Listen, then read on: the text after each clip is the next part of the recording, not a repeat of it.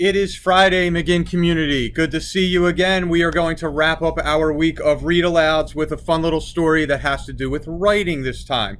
I'm excited to bring you a little story about writing and coming up with ideas because in my past career, I was a writer and I still do that work on the side. So I love when I can hear a story that talks about how we get ideas, what we do with them, and what we put down on paper.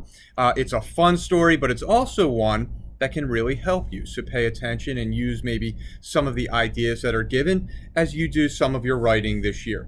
Have a great weekend ahead.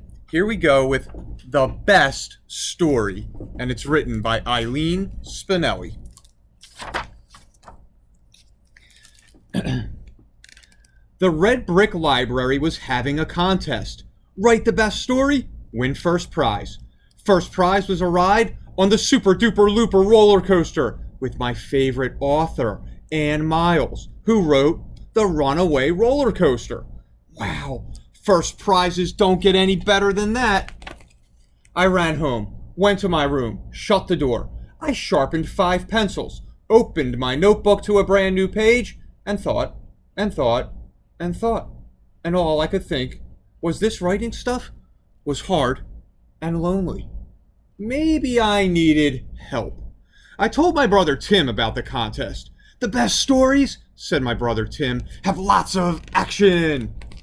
So I wrote a lot of action into my story. I wrote about a bus hurtling down the highway with no one at the wheel. I added a tornado and a pirate and a great white shark. But the story didn't seem quite right. So I asked my dad, and he said, the best stories have plenty of humor. So I changed the great white shark to a monkey, and I put the monkey at the wheel of the bus, and I turned the tornado into turnips, and I dressed the pirate in polka dot pajamas. Dad laughed so hard, he popped a shirt button. Even so, this story didn't feel quite right either. Along came Aunt Jane. What are you doing? She asked. I'm writing a story, the best story, for a contest at the library. I can win a roller coaster ride with my favorite author. Oh, well then, said Aunt Jane. Here's all you need to know. The best stories are the ones that make people cry. So I gave the bus a flat tire. I sent the monkey to the funeral of his pet goldfish. I turned the turnips into onions, and I made the pirate chop every one. There were lots of tears. But the story still wasn't right. My teenage cousin Annika said, I got news for you. If it's not romantic, it's a loser. So the pirate introduced the monkey to his sister Grace, and they fell in love, and I turned the onions into wedding invitations, and everyone lived happily ever after. Finally, my story was ready, so I read it to my family. Not enough action, said my brother Tim. Maybe the monkey can fall on the wedding cake, said Dad. That would be really funny. It's hard to cry at a wedding when the groom is a monkey, said Aunt Jane. Annika said it would be perfect if I added a kiss. In all this time, my mother hadn't said a word, so I asked her, what do you think is the best story? She gave me a hug. I think the best story is one that comes from the heart, your own heart.